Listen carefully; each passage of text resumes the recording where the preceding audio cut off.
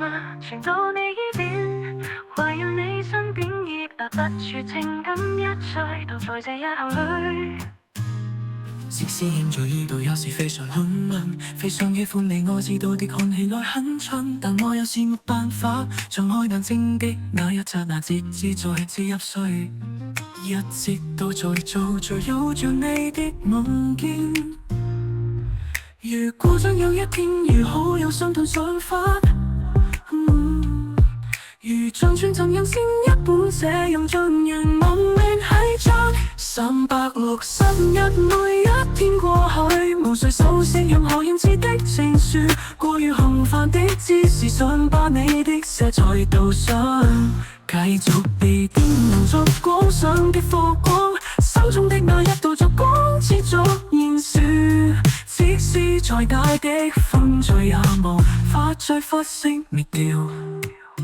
好像說自由，好像說夢想，如重逢沒走也是無法轉頭，如同失去所有力量，那是因為你散發着璀璨的光芒，無所謂畫着，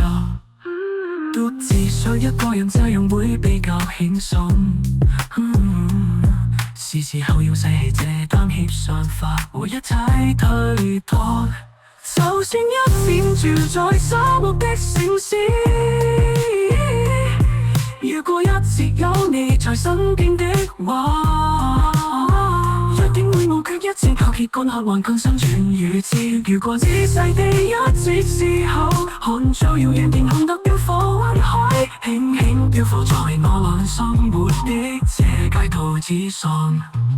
想輕撫眼前你，想要緊握你的心，好想在地上建在更深刻地方，與你在相在。361每一天過去，無需修飾任何言辭的情書，托付所有心裏充滿的戰地，願我寫出，願你繼續讓我守護着你，你心中這道燭光持續燃燒，即使再大的風吹也無法再忽熄滅掉。好像說自由，好像說夢想，如像放舞走也是無法轉頭如獨守，好像有，好像說夢想如夢，要你一剎平心，願意我去的歌。你聽到了嗎？情到你呢邊，圍繞你身邊，所有所想所夢不只能否傳達給你。